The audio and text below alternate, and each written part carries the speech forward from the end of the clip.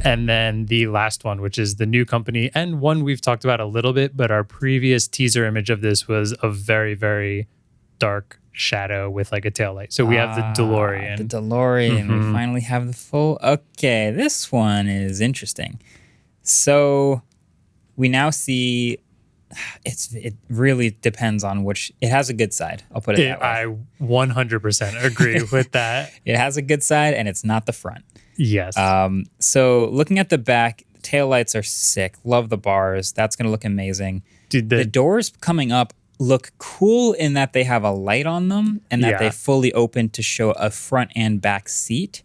But the hydraulicness of it, the way they open doesn't look very good. It doesn't look good. It also doesn't fold, so you're going to smack the car next to you instead of having like the folding If I'm driving this car and coming out like this, I don't care. But Get out of my way. But I'm just thinking, think about all the other exotic car doors we see. Yeah. The Spider doors, they go up, right? The Falcon Wing doors on the Model X, they fold so that they don't smack the car next to you. This needs a fold. It doesn't have one. Or you can just park in the back of the parking lot, I guess. Yeah. I mean, no, if you drive this, you're going to have... you're gonna have to think about that. Yeah, when you can't park next to another car. But I agree with you. The back out of this to me is like 10 out of 10.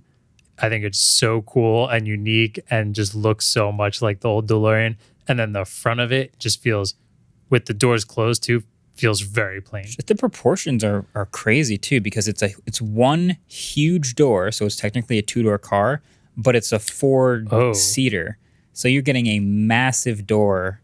And just the proportions look like a cartoon car, kind of. It's weird to not see a door, like a seam down the middle, like a vertical seam down the middle where there would be 2 doors. That is very This also strange. feels like we were talking about, is this a real car or not? Like there are no door handles as far as I can see. There are no. I guess there are mirrors, which is pretty good. The thing about this though is it's based off an old car, so like you can still put old things on here and it will fit.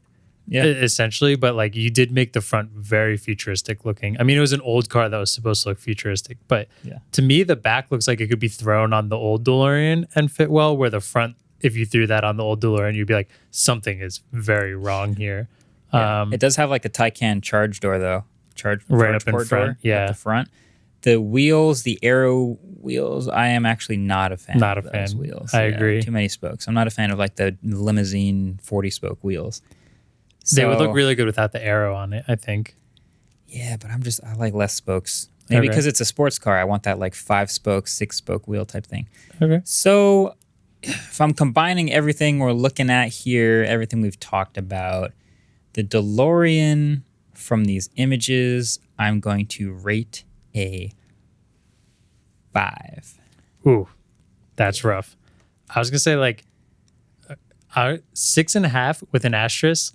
That I would still immediately drive this car around and be super happy and know that everybody would be looking at. Here's the thing. And I think that would be awesome. If you drive it fast enough, nobody ever sees the front of the car. They just see the flaming tire marks on the ground. Oh, yeah. Thought you meant if you hit 88, no, you just disappear into another. As soon as you come up behind somebody, they're like, what is that ugly car? You pull around, you drive in front of them. They're like, nice. Very Sweet. nice. Okay. Good looking car. Fair. So just speed out of your mind if you buy this car. It's the only answer. Okay, cool. So I think Polestar 3 wins here. Yep. Awesome. I like what they're doing too. I think all these look cool. I'm just like, in general, a lot of these EV cars are just looking really, really nice. And I like that a lot of cars that have been around for a while are getting these like little facelifts that look really modern. I'm curious there's this controversy about this, but what do you think about Tesla Model S silhouette? Model S silhouette? Yeah, I see two thoughts on the Model S. One, which is, this is such an old body. It's been 10 years of the same looking Model S. Why don't they radically redesign it? And the other is, actually, it still looks really good after 10 years. Keep it. Like, it looks good.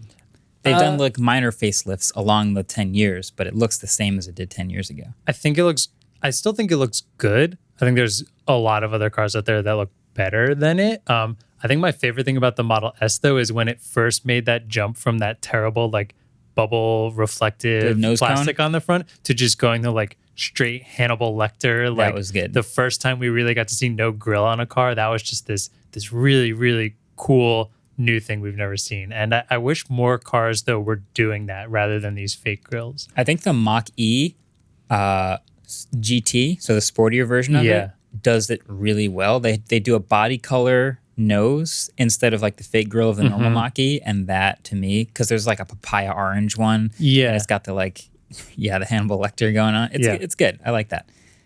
So shout out to the Mach-E. I think a lot of them are doing good. Yep.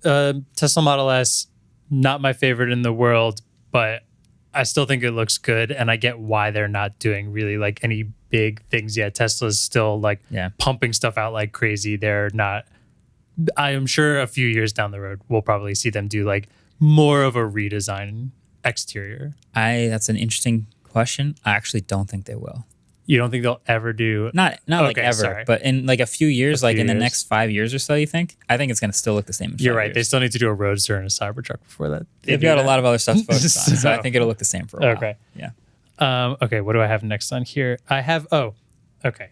We're going to talk about recalls here for a minute, because there's a recall news headline going around right now that is pretty brutal. Can I put on my recall headline translator? I have not seen this yet. Well, we are going to just talk about recalls at the end of this, but we're going to talk about the actual recall first. But I think we are both on the same page here for a minute. My recall translator. Yeah. Okay. So the article reads that Ford Mustang Mach-E stopped sales for a dealer defect, and it is the car could fail to start or become immobile when in motion due to a battery malfunction.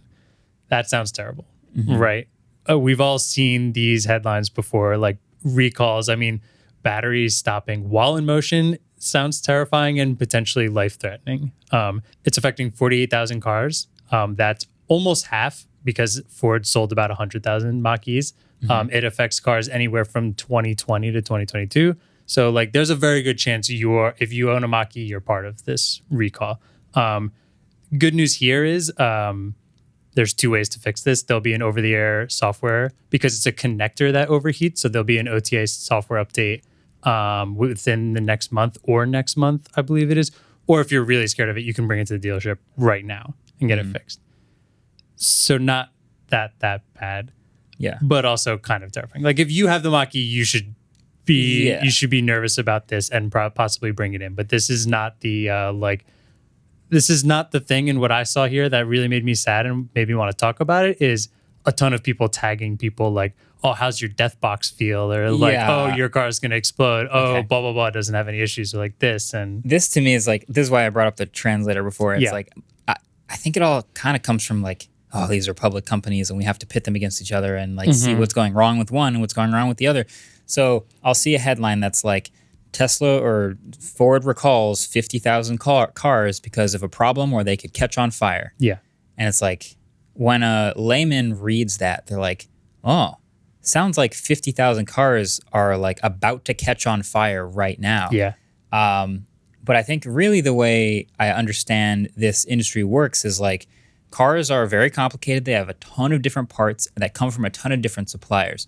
And so a company like Ford will have a policy where if they make a car where they've vetted all their suppliers and everything, they have a ton of different parts. But let's say the windshield wiper controller motor, the motor in the windshield wiper that actuates the windshield wipers, is made by, I'm just making this up, Sony, right? They buy a bunch of those parts from Sony. They build the cars with them.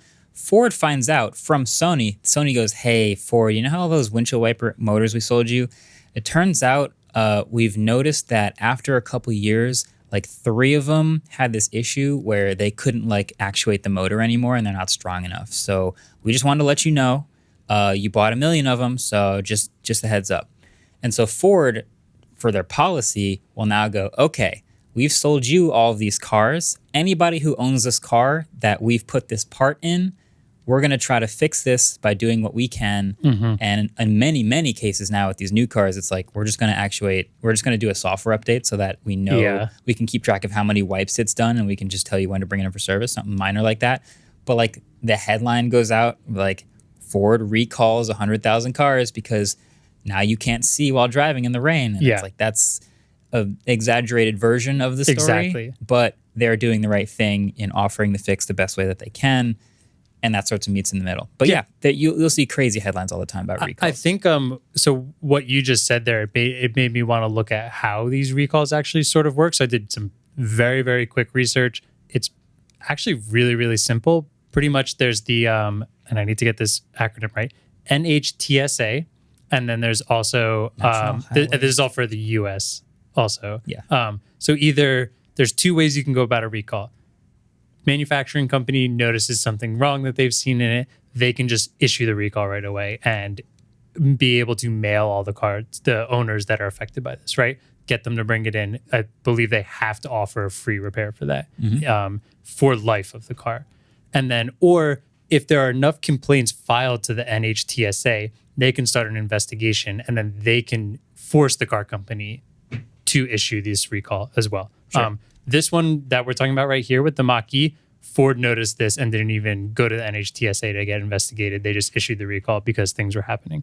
But like you said, I think the headline issue right now is and maybe this is just because we're tech people and we see tech headlines more often. EVs seems insanely popular. And I don't know if that's just because we're tech or that's also because it's a new thing that's sweeping around and more stuff we don't know about. But like headlines for any EV recall are going to explode. We've seen a million of them with Tesla. We're seeing ones with Mach-E now. I'm sure there are going to be ones for Pulsar and Ioniq 5 and EV6 that are coming out. And Rivian, I'm sure. I think already Zach, I don't know if they have a recall, but his like power bed cover isn't like coming all the way in. But like just to compare it to here, I just looked up the Toyota Camry, one of the most popular cars in the world, right? Yep. I looked if it had any recalls last year. I found that there's a power brakes recall that affects over 200,000 cars that they issued, where your power brakes might stop working when you're driving. Which, imagine that headline. Exactly. It's such an easy headline. It is. But yeah, cars have recalls. Every car has dozens of recalls. I think my Impreza had 4 different ones that I got in the lifetime of using it. So yeah, it's not to say ignore recalls, but Exactly. It's definitely just to say like, hey, read the headline with a little bit of a pinch of salt because you know that they're making a headline out of it, where they actually have a story to pay attention to. And don't make it counterproductive by using that to now like pit yourself against because you're super loyal to one company. Don't use it. It was really annoying seeing stuff like that in there, in like Twitter and YouTube and everything when this came out. It's because it happens to Tesla, it happens to Ford. It's going to happen to every single EV for probably the next 10 years. Yeah, I feel like I see that that's the most like low-level Twitter argument. I hate it like, so much. Wow, these cars are such low quality. And someone goes, what do you mean they're low quality? And then someone links an article about like a recall over like cars potentially catching on fire. We're like, okay, I'm going to read this headline again. The car could fail to start or become immobile while in motion due to a battery malfunction. But you said it was from a connector? So like the connector could fail if it overheats at any point while in park, while in the sun someday, or while in motion. Let's pick the worst one and put it in the headline. So there you have it. There you have it. Exactly. So stop being a fanboy online, pretty much. And moral of the story: if you do get a recall, maybe actually check it out though, because it could be important. Yeah, if your car gets a recall. My car has gotten a few recalls, and I just went in and got service because I got a new tire, and they just like fixed a bunch of stuff and updated this firmware and all that. So excited for over-the-air updates. That's something I have not experienced yet, and that's so cool that you could get a recall and then just get an update and probably never even know you had the recall, and it just fixes itself. Huge win. That's really cool. Cool. I think that's an episode. Sweet. Good job. Let's slate real quick. Glad these mics work so well.